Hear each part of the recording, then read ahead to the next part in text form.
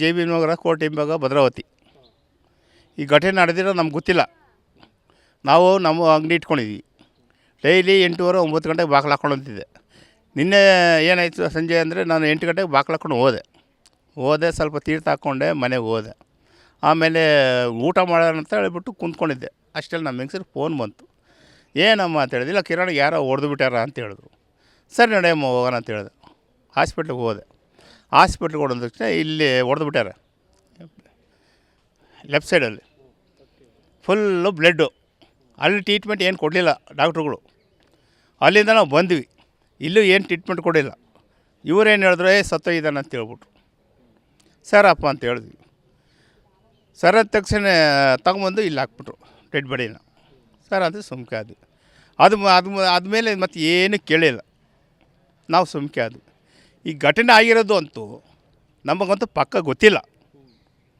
ಅದು ನಮ್ಮ ಮಗನಿಗೆ ಗೊತ್ತು, ನಮ್ಮ ಫ್ರೆಂಡ್ಸ್ ಅವರ ಸತ್ತೋಗಿರೋ ಫ್ರೆಂಡ್ಸ್ಗಳಿಗೆ ಗೊತ್ತು.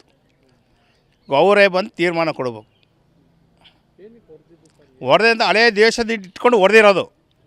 ಅಂದರೆ ಒಂದು ಹುಡುಗಿನ ಒಬ್ಬ ಹುಡುಗ ಹೊತ್ಕೊಳೋದ. ಅದು ಸಾಕಿರೋ ಮಗಳನ್ನ ಅವ್ರಿಗೂ ಸಂಬಂಧ ಇಲ್ಲ, ಇವ್ರಿಗೂ ಸಂಬಂಧ ಇಲ್ಲ. ಒಬ್ಬ ಹುಡುಗ ಹೊತ್ಕೊಂಡಿದ್ದಾನೆ. ಅವ್ರನ್ನ ಬಿಟ್ಟಾಕ್ಬಿಡ್ಬೇಕಾಯ್ತು. ನೀವು ಯಾಕೆ ಮಧ್ಯದಲ್ಲಿ ಹೋಗಿ ಮಾಡಬೇಕಾಯ್ತು? ನೀವು ಯಾಕೆ ಎಂಟ್ರಿ ಆಗಬೇಕಾಯ್ತು? ಹೌದಲ್ವಾ? ನೀವು ಎಂಟ್ರಿ ಮಾಡಿ ಈಗ ಹಳೆ ದೇಶದಿಂದ ಅದೇ ಆಗಲೇ ಫಸ್ಟೇ ಇತ್ತು, ಅವ್ರಿಗೆ ಹಳೆ ದೇಶ ಇತ್ತು. ಇದೇ ನೆಪ ಅವ್ರು ಇಟ್ಕೊಂಬಿಟ್ಟು ಈ ದೇಶನ ಮಾಡ್ಯಾರ.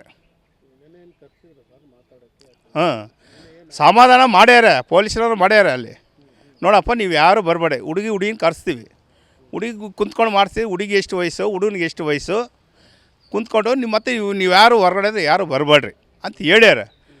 ಹೇಳಿದ್ರು ಇಲ್ಲಿ ಬಂದು ಮನೆ ತನಕ ಕಿತ್ತಾಡ್ಯಾರ. ಮನೆ ತನಕ ಆಗಿರೋದು ಇದು ಬೇಕಾಯ್ತು ಇದ್ವಲ್ಲ.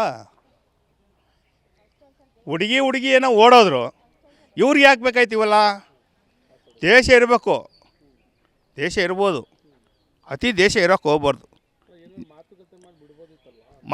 ಮಾತು ಬಿಡ್ಬೋದಾಯ್ತು. ಪೊಲೀಸ್ನೇ ಹೇಳ್ಯಾರ, ಬೇಡಪ್ಪ ನೀವು ಯಾರು ಬರಬೇಡ್ರಿ, ನಾವು ತೀರ್ಮಾನ ಮಾಡಿ ಕಳಿಸಿ ಅಂತ ಹೇಳ್ಯಾರ. ಇವ್ರು ಯಾಕೆ ದೇಶ ಉಳಿಸ್ಕೊಂಡು ಬಂದ್ಯಾರ?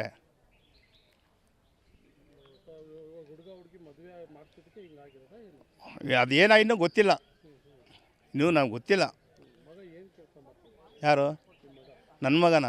ಅವನು ಆರ್ಮಿಗೆ ಸೆಲೆಕ್ಟ್ ಇದ್ದ. ಆರ್ಮಿ ಸೆಲೆಕ್ಟ್ ಮೇಲೆ ಮಣಿಪುರಮಲ್ಲಿ ಜಗಳ ಇತ್ತಲ್ಲ, ಅದೇ ಮೋದಿ ಮಾಡಿದ್ನಲ್ಲ 4 ವರ್ಷ ಕೊಡ್ತೀನಿ ಅಂತ ಹೇಳ್ಬಿಟ್ಟು, ಆವಾಗ ಆಸೆ ಬಿಟ್ಬಿಟ್ಟ. ಅಪ್ಪ ನಾನು ಓದ್ತೀನಿ ಅಂತ ಹೇಳ್ದ. ಸರಿ ಓದಪ್ಪ ಅಂದ. ಇದು ಡಿಗ್ರಿ ಮಾಡ್ದ.